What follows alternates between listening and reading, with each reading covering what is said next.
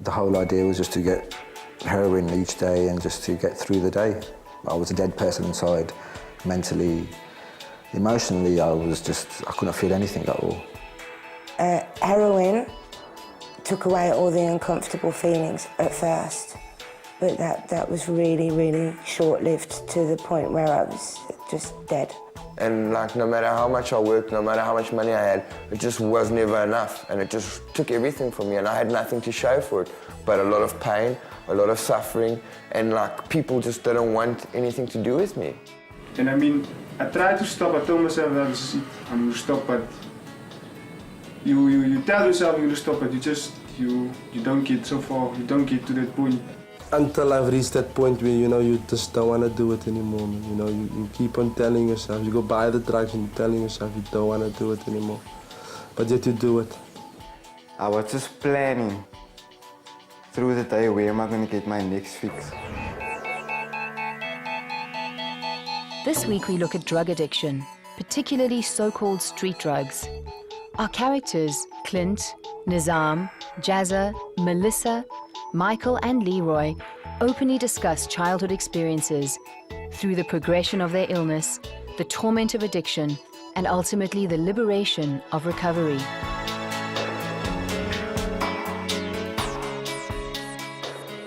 I was born in Zimbabwe, then I moved to South Africa when I was 2, and my parents got separated, and that's when my mom moved to Joburg. And me and my brother decided to stay with my father.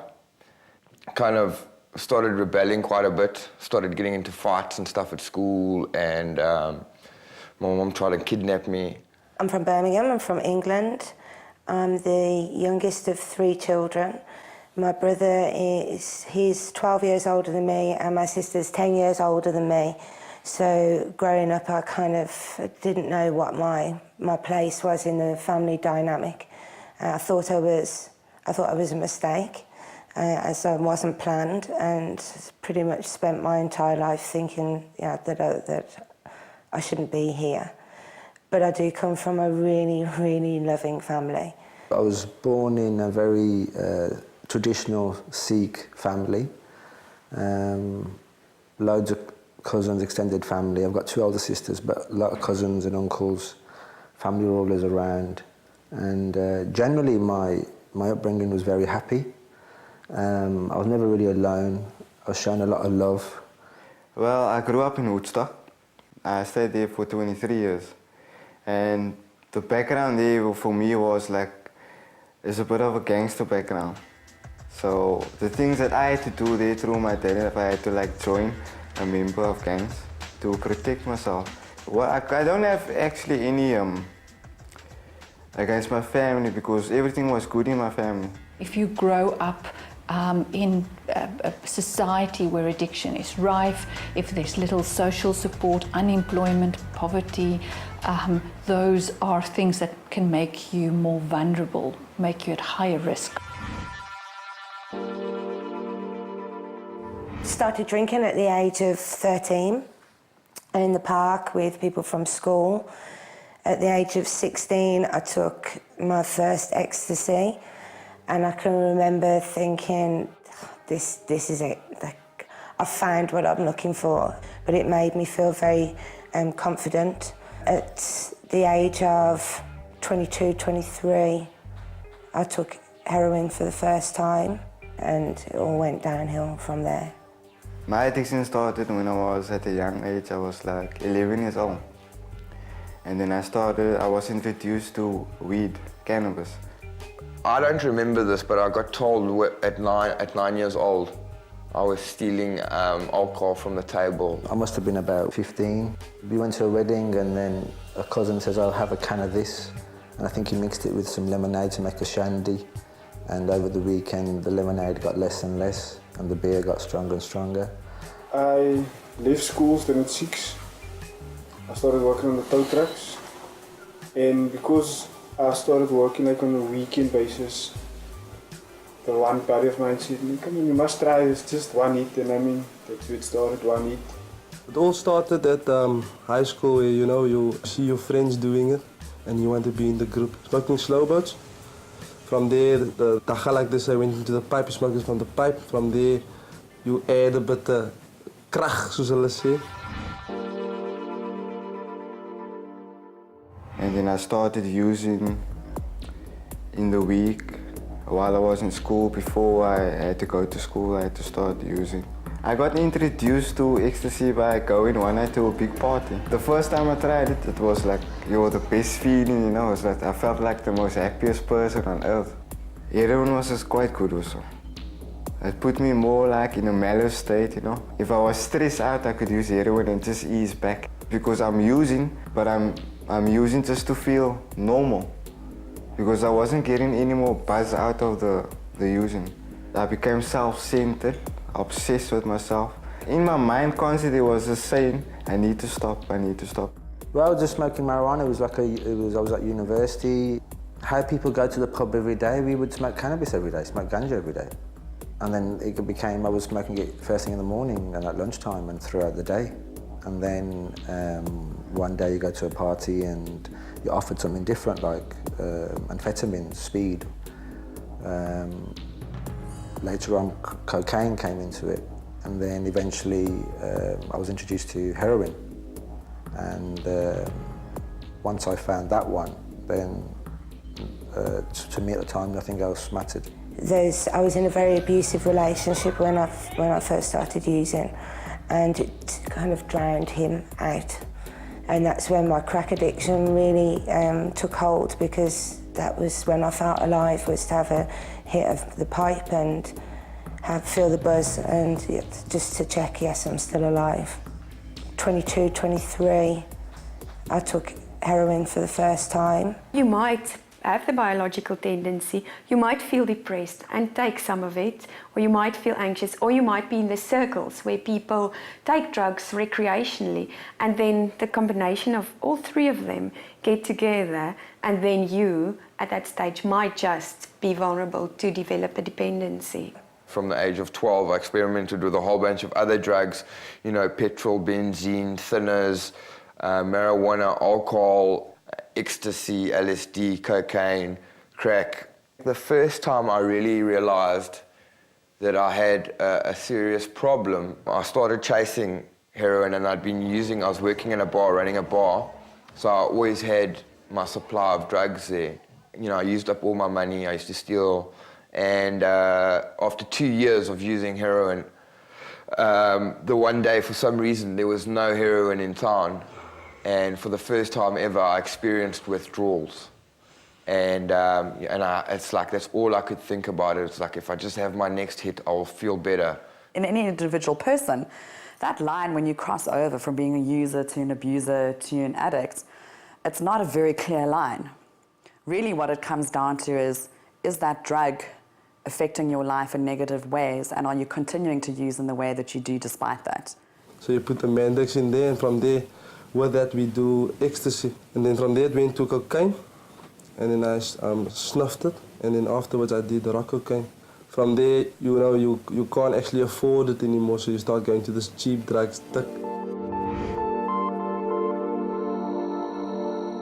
I went to my family and I told them, and it devastated them, totally devastated them. My mum got me through a really bad withdrawal.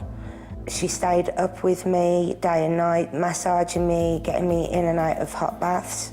And then to repay them for that kindness, I went and scored less than 2 weeks later.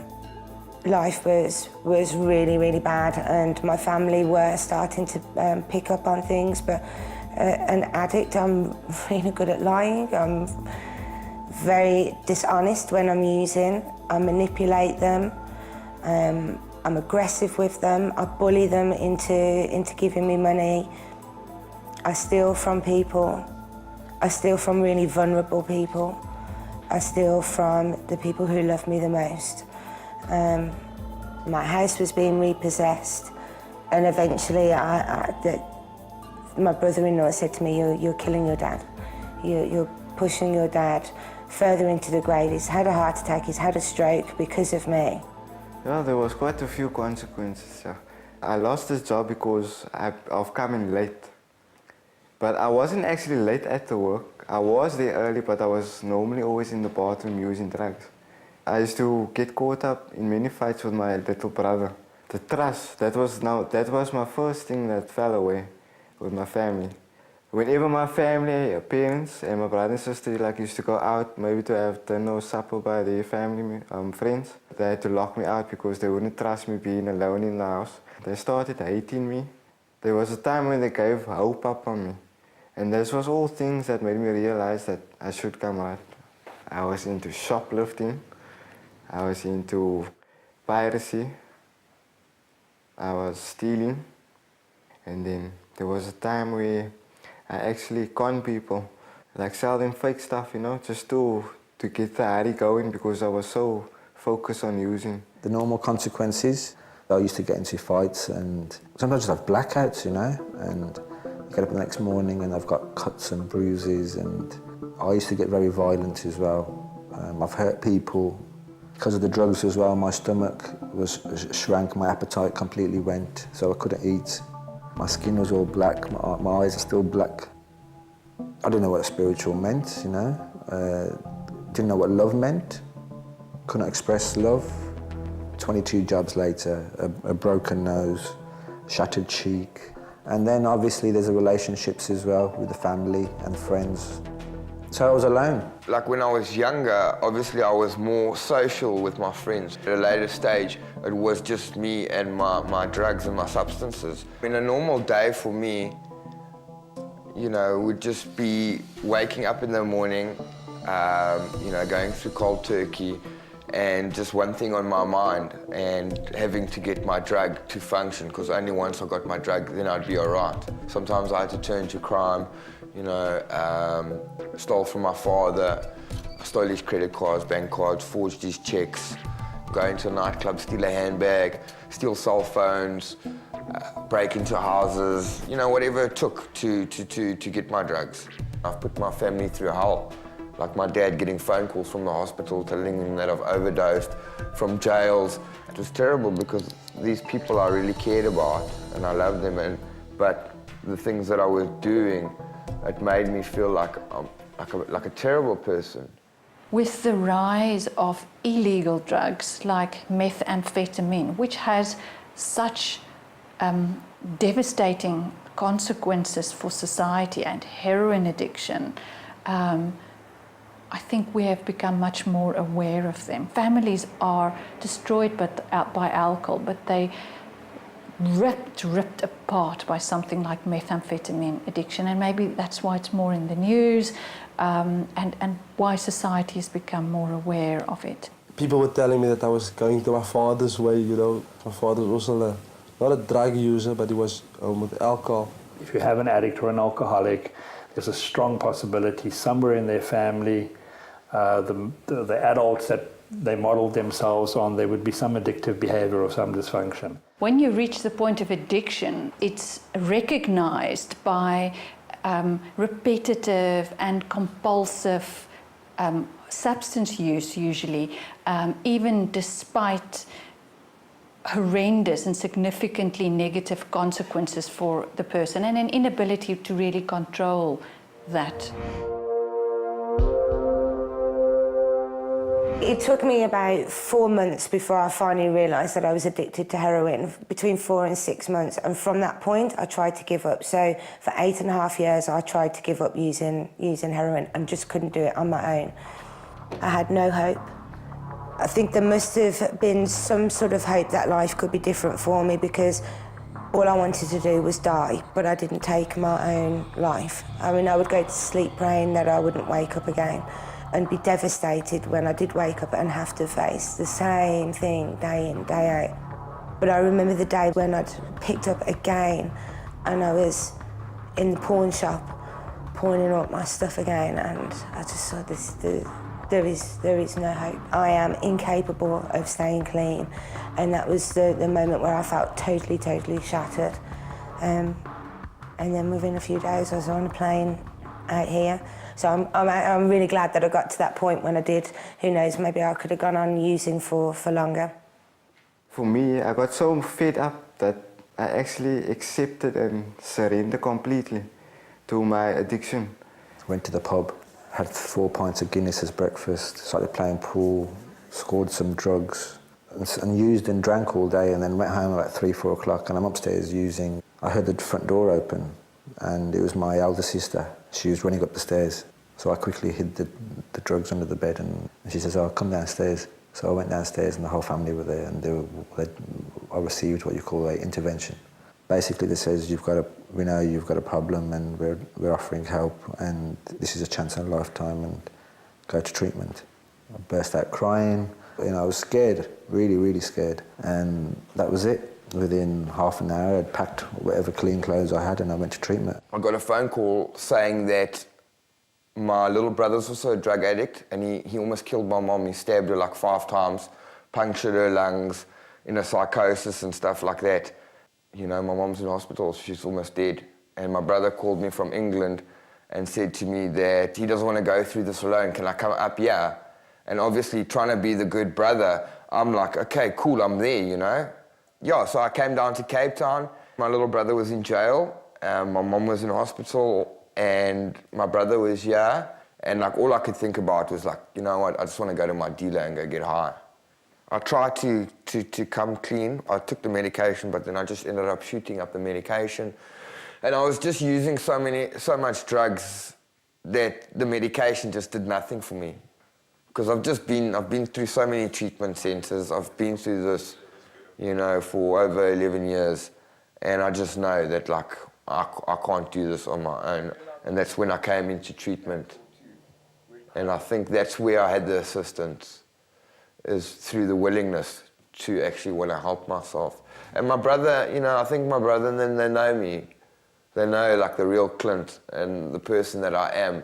Otherwise, they wouldn't have stuck with me through all of this. I've put my family through hell. I lost my job. I told myself, when I get a next job, I'm going to quit. And then I went for this job. And I was celebrating with a lolly in my hand. And then that morning, when I went there, to my surprise, they actually asked me to go for the drug test. I had nothing. My mother wanted to throw me out as well. She was sick and tired of me. My wife, we separated, and I could see how I hurt my kids more. I lay there for 2-3 days. I had enough, and I just couldn't get up. I never even ate, you know what I'm saying? For 8.5 years, I tried to stop. I've tried methadone, I've tried Subutex. I went to see my GP. I got drug tested on a weekly basis. I had a key worker, but it wasn't enough. I've found sobriety, and what's kept me clean is a 12-step fellowship. It started in rehab. The facility that I was in introduced me to meetings. I know that it's a core of my program. If I don't go to meetings, I'm not going to stay clean. And it's where all my friends are. Cape Town has the most amazing fellowship. When I had enough of my addiction, I felt actually like it was a whole relief. I always wanted to get clean and to learn to live life clean. I had to come clean at home. I had to do it at home. And I didn't go to a treatment center or facility. I had to do it through these rooms, this 12-step program. And my next door neighbor was a merchant, a drug dealer, and he was selling my drug of choice, and I had to get clean through that. I had to change the ways of my footsteps, the way I come out of my house in the morning. Because when I came out of my front door, I always used to turn left. And now when I walk out of my front door, I always turn right. It wasn't hard for me because, like I said, I accepted and I surrendered. I had to deal with the problems. So I had to face that fear, and I had to deal with the problem at home. I packed up a suitcase and I went to a place in Gloucester, 12-step recovery-based program. There I met other addicts and alcoholics. Initially it was painful. I just remember the physical pain of withdrawing and going through withdrawals. What amazed me was the other people, fellow sufferers of this illness we have, and how we pulled each other through. My hunger came back, met people in rehab that I would never have met before. And then I obviously was taught about addiction and and why I drank and the powerlessness, and suddenly my mind started waking up. My brother's the one that brought me into treatment here that day, and he supported me. He paid for my treatment this time around. I don't come from a wealthy family, and I've been into like 15 treatment centres in my life. Most of those treatment centres I've never paid for, and don't ask me how it's happened, but if it hadn't happened, I wouldn't be sitting in this chair. And I think I've just been through a process of a lot of pain and trying to do it myself. I just got to a place where it's like I'm just tired of being bankrupt. This time around, it was terrible. The medication wasn't working. I wanted to leave every single day because I just wanted to feel better, because I was in so much pain and I wasn't sleeping. I just knew that I'm gonna jump over the wall and go get high, and then what?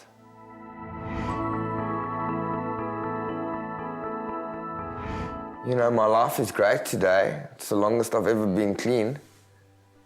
It's not easy though, having to learn things that I should have learned when I was 12 years old, coping skills and being guided, where I've been so used to my drugs being my solution for everything.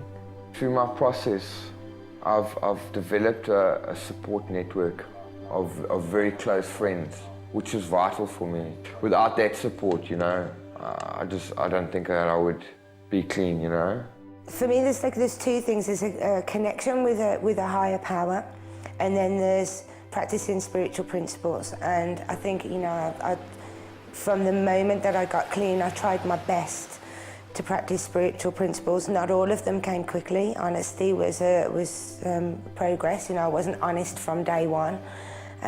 But the connection that I have with a higher power has been like a roller coaster. Some days it was quite strong, and other days it wasn't there at all. And now this gift that I have is this constant, deep connection. I can't explain it. It's very personal and quite emotional for me, and it's new, and it's very exciting. The friends and the connections I've made since then have been amazing. And also stuff like the spiritual side as well, just admiring nature, hearing birds sing in the morning. The change was quite amazing. The emotion started coming back as well. I come from a Sikh family. We were just taught the basics of there's one God, He loves us, and that He's there for you. When I reconcile that back to the spirituality and recovery, it's very similar. The things that I've learned is that I had to always do the opposites of what I did in my active behavior. Today I'm doing things that I've never done in the past. I'm doing hikes, I'm climbing up mountains, I'm looking at sunsets, sunrises, which is the most beautiful thing. What I've learned, the best part of being spiritual is, learning the things that you have in recovery and taking it out into the outside world today. And that for me is helping still suffering people, My relationship with my parents and my friends today is fantastic. I can be a real son towards my mom and my dad. I can be a brother to my brother. I can be a brother to my sister. The 12-step program, all the steps, from 1 to 12, is the same principles in the Quran or in the Bible. It's exactly the same because you learn to become humble, you learn to be spiritual. Each step is spiritual. We helped the person to heal physically, in terms of their addiction, in terms of their dysfunction, in terms of their broken relationships, but heal their spirituality, the foundations, the roots, so that they can begin to live more honestly and openly and with integrity. There's an actual disease of the body and mind over which one can take control spiritually. That's astonishing. I think just to quieten the mind. The mind still plays tricks sometimes. And ultimately just to stay clean and not drink again, not use again for the rest of my life, one day at a time. I'd like to have balance, all-round balance in my life. Because my life's just been out of balance and out of sync. And the message that I would give, it would be a message of hope, of course, because I remember when I came first time to these rooms, to these meetings, I got a strong message of hope. Go and ask for that help. And see people who were there not too long ago. There is a way out. Are you willing? Has the pain got enough? Don't wait. Go to a meeting. Just go. Even if you've used, just go. The power of the group, the power of the fellowship, that will help them to get clean and stay clean. And there's hope. If I can do it, believe me, anybody can do it. Next week, we continue focusing on the subject of drug addiction. Our characters will give in-depth personal accounts of their lives before, during, and after substance addiction. Our hope is that after watching these programs, anyone affected by the consequences of addiction, be it the addict themselves, family members, friends, work colleagues, and communities at large, will better understand addiction and be able to make informed decisions regarding seeking help, advice, counseling, and support.